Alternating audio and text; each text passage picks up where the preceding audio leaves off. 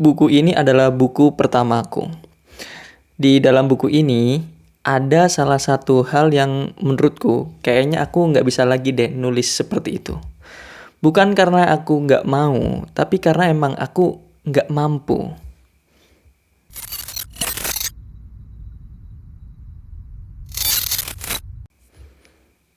Halo semuanya, selamat datang kembali di video kali ini. Bagi teman-teman yang baru tahu video ini atau channel YouTube ini, perkenalkan aku Sona. Aku adalah orang yang antusias terhadap dunia pendidikan, terhadap literasi. Aku seorang pengajar dan aku juga seorang penulis dan aku juga seorang pemilik toko buku online, buku SR. Nah, di video YouTube biasanya aku ngebahas tentang hal-hal terkait dunia pendidikan, kemudian literasi ya, berkaitan dengan buku atau enggak kepenulisan. Dan sesekali juga ngebahas tentang isu sosial. Oke, jadi membahas buku ini, buku pertamaku. Buku ini ya bagi teman-teman yang baru tahu ya tentang buku pertamaku ini. Jadi buku pertamaku ini berjudul Diorama Akal. Ini dia bukunya. Nah, buku ini itu aku tulis atau aku publish lah lebih tepatnya. Aku publish itu di tahun 2020. Ya, tahun 2020. Oke, ngebahas tentang buku ini sedikit ya. Jadi buku ini itu adalah kumpulan esaiku ya, yang sebenarnya mulai aku tulis itu sejak tahun 2018 gitu kan. Kemudian 19, kemudian pandemi ya gitu, awal-awal 2020.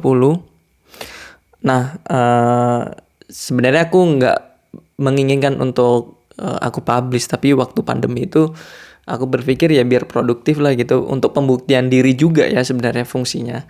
Sehingga ya udahlah aku publish kayak gitu. Nah, awalnya aku menulisnya itu di blog gitu. Jadi aku emang fokus nulis di blog ya gitu. Tapi ya itu tadi karena aku ingin publish untuk pembuktian ya udah tulisan-tulisan yang ada di blog itu aku jadikan buku lah gitu. Jadi ini kumpulan esai gitu. Nah, kumpulan esai itu membahas tentang keresahan-keresahanku aja sih.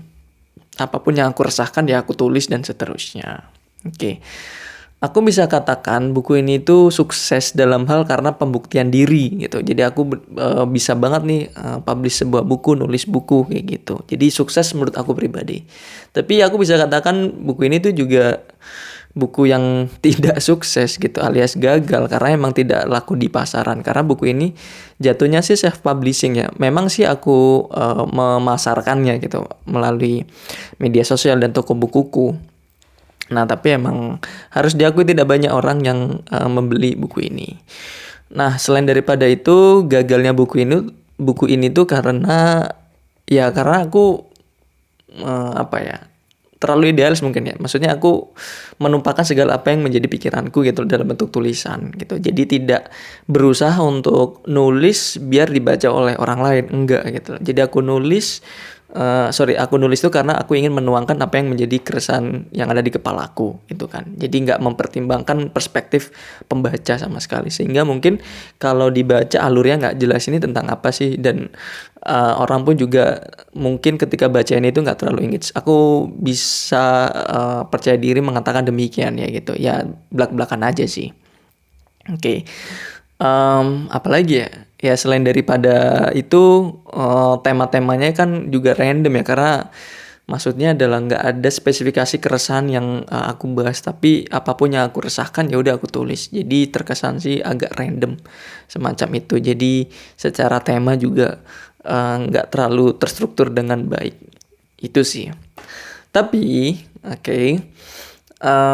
yang ingin aku bahas sebenarnya adalah salah satu aspek dalam buku ini tuh yang menurutku aku suka banget.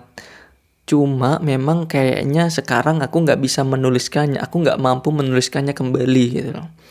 Nah, aspek itu adalah tentang kosakatanya atau ya bisa dikatakan diksi-diksinya gitu loh. Nah, karena diksi-diksi yang aku gunakan di sini tuh menurutku bagus karena menggunakan istilah-istilah yang spesifik ya. Itu ya harus diakui sih aku bisa menggunakan diksi-diksi yang seperti itu karena emang konsumsiku, dalam artian bacaanku. Ya apa yang aku konsumsi kan pasti apa yang keluar ya, sama gitu loh. Nah, di tahun 2018 sampai aku mempublish buku ini itu emang banyak mengkonsumsi buku-buku filsafat. Emang kayak gitu masanya ya. Jadi pada saat itu yaitu quarter life crisis lah gitu kan. Jadi emang banyak ngebahas filsafat, banyak membaca buku filsafat, mengkonsumsi filsafat seperti itu. Alhasil gaya kepenulisanku pun juga ya, maksudnya bukan tulisanku itu filosofis banget, enggak, tapi gaya bahasanya aja atau istilah-istilahnya aku meminjam gitu kan dari konteks-konteks filsafat, aku gunakan untuk menuangkan keresahanku. Jadi aku bisa katakan diksi di sini tuh cukup unik, cukup berbeda, bukan berarti bagus ya, bukan berarti wah atau terbaik, tapi menurutku unik dan berbeda gitu, dan aku menyukainya. Terus terang aku suka banget dengan diksi-diksi yang udah aku gunakan di sini, diksinya bukan kalimatnya, tapi diksinya aja gitu, dalam mewakili keresahanku, dalam menuangkan keresahanku.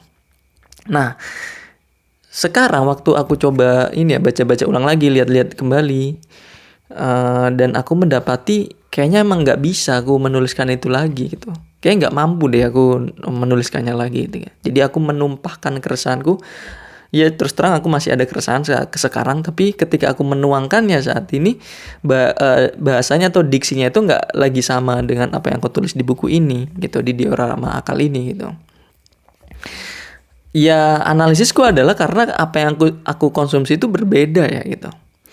Yang aku bilang tadi, waktu nulis ini gitu kan, konsumsiku itu adalah bacaan filsafat. Tapi semenjak aku selesai menulis ini, aku udah cukup jarang sampai detik ini gitu. Aku udah cukup jarang membaca bacaan filsafat, harus diakui itu.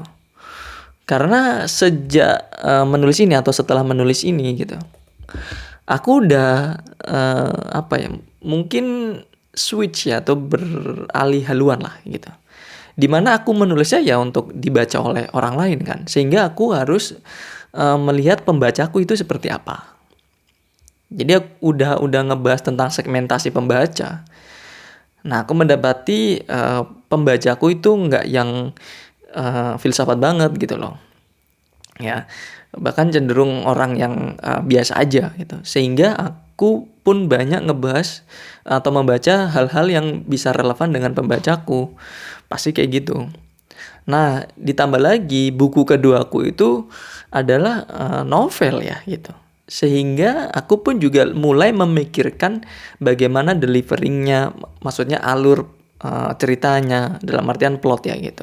Terus bagaimana membahasakan keresahanku. Ini tetap buku kedua aku itu tetap membahas tentang keresahanku gitu loh. Tapi aku menuangkannya juga mempertimbangkan perspektif pembaca. Jadi ketika aku delivering tulisan, alur cerita gitu, gaya bahasanya pun juga relatif jauh berbeda dengan buku ini gitu.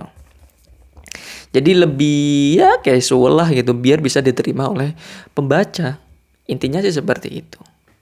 Bahkan dari situ pun aku mulai banyak juga membaca cerita fiksi ya, novel-novel kayak gitu. Ya genrenya mungkin nggak banyak ya, novel yang aku baca itu ya nggak banyak juga lah gitu. Nggak random juga sebenarnya, tapi hanya genre-genre tertentu aja sih. Oke. Tapi itu yang alhasil aku bisa katakan mempengaruhiku terhadap gaya bahasa, diksi-diksi yang aku gunakan sampai sekarang ini. Itu.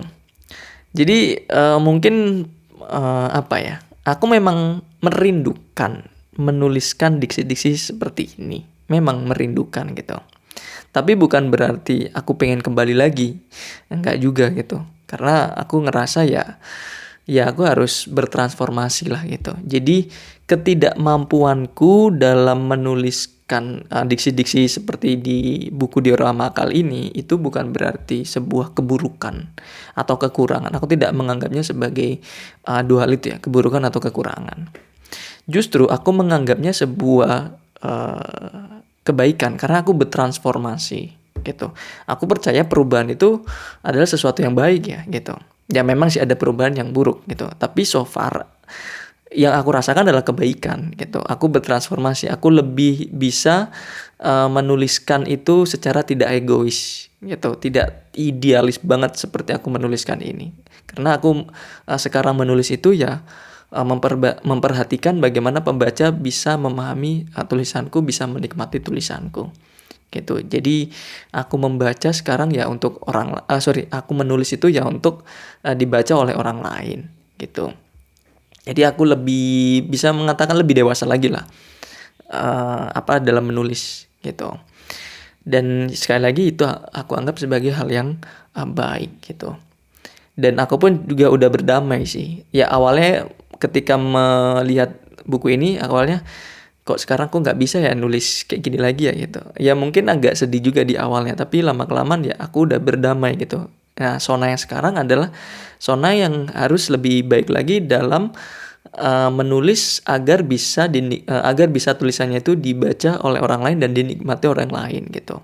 Sehingga ketika bisa dinikmati oleh orang lain, harapannya ya orang lain itu bisa belajar dari apa yang aku tulis. Karena emang itulah tujuanku menulis ya. Bisa menginspirasi atau bisa bermanfaat untuk orang lain. Itu bisa dijadikan pembelajaran untuk orang lain. Apapun yang aku tuliskan. Well, jadi mungkin itulah kurang lebih apa yang menjadi video ini. Sebenarnya value-nya adalah atau moral of the story-nya adalah ya somehow kita itu pasti merindukan apa yang menjadi kejayaan kita di masa lalu. Tapi ya sebaiknya apa yang kita jayakan di masa lalu itu bukan membuat kita itu hidup di masa lalu, tapi ya kita harus fokus untuk hidup di masa sekarang dan jadikan apa yang ada di masa lalu itu sebagai bentuk transformasi kita untuk saat ini. Well, itu aja yang bisa aku sampaikan. Semoga menginspirasi dan kita ketemu lagi di video berikutnya. Bye.